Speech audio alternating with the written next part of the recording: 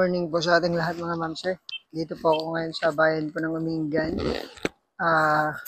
Boundary ng Balungaw tsaka Umingan. Ayan po, National Road.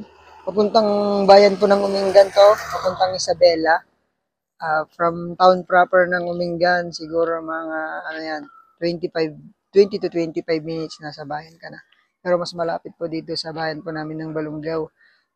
Balungaw siguro nasa 5 to 7 minutes lang nandun kan po sa bayan ng Balungaw. Ito yung papuntang Carmen, Tiplex, yan, SM. From Manila naman to 2 hours, yan lang, 20 minutes nandito ka na.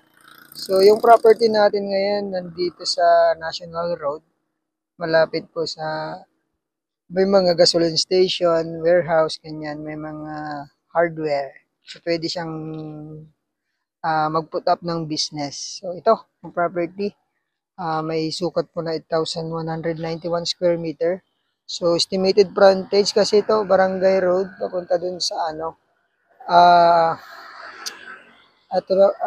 na po ito donation na po ng Barangay Road to.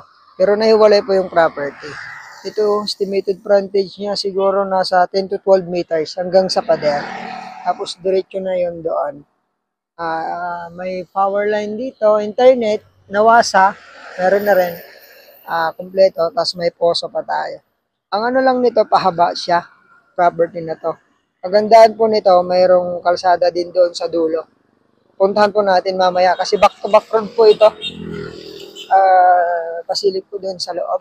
Tinatamnan po ito ng palay, saka mais. Tapos meron na ring I think may poso doon sa likod, deep well para sa patubig. So ito may caretaker sila dito pero wala namang problema. Titled property po ito sa pangalan po ng seller natin.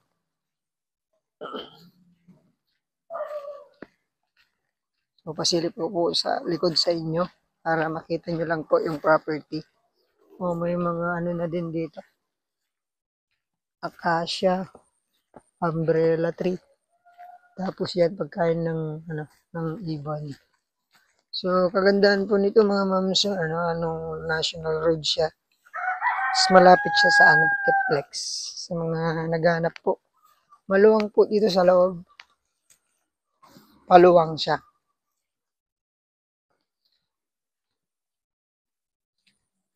Puntahan ko po mamaya dun sa pinaka back-to-back road niya.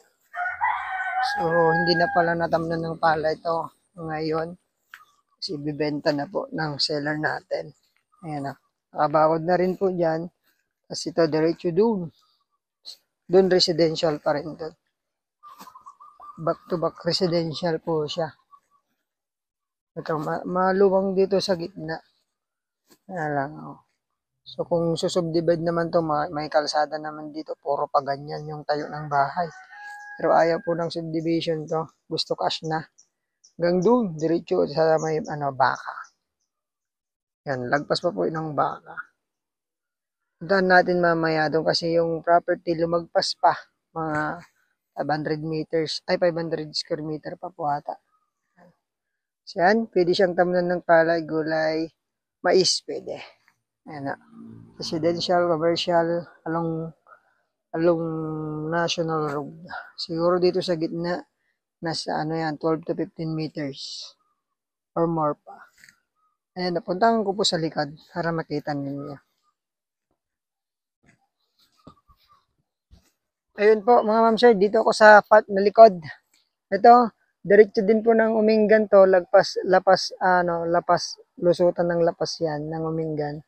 May dyan, may resort. So, ewan ko kung tuloy ng simentado lahat po ito kasi noon nakat po dyan. Siguro mga almost 2 kilometers paglabas po doon sa may papuntang Lapas. Ito naman po yung papuntang National Highway din. So, mga 1 kilometer from National Highway to. Pero ang gaganda nito, tutok po yung kalsada natin, ay ng kuryente natin. Internet, nandito na rin. Ito na po yung property. Yan po yung yero na bakod. Hanggang dito sa may na to. Medyo masukal kasi itong harap. May mga talahib.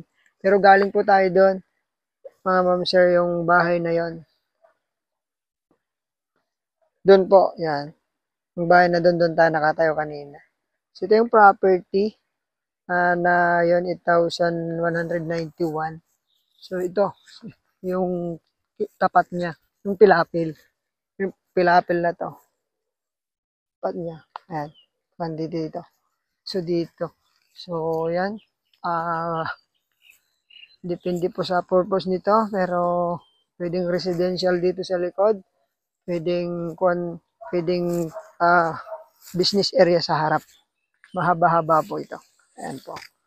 Ito po yung sa likod. Ayan po, galing tayo doon.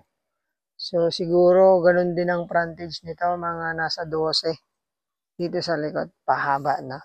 So, ang haba, siguro kung 12, tapos 8,000, mga hindi lang 100.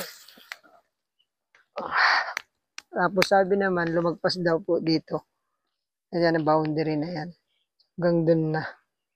So, sabi ni ate, yung ating contact, mga 500 more or less, sabi niya, lumagpas dito. So, pwede pang residential dito.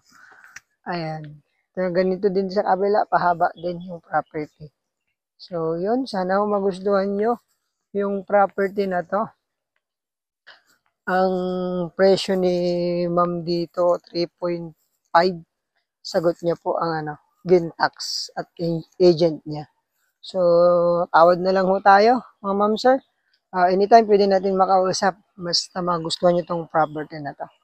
And maraming salamat po. Ingatan po kayo lagi ng Panginoon. Ulitin ko, bayan po ng Mingan, Pangasinan.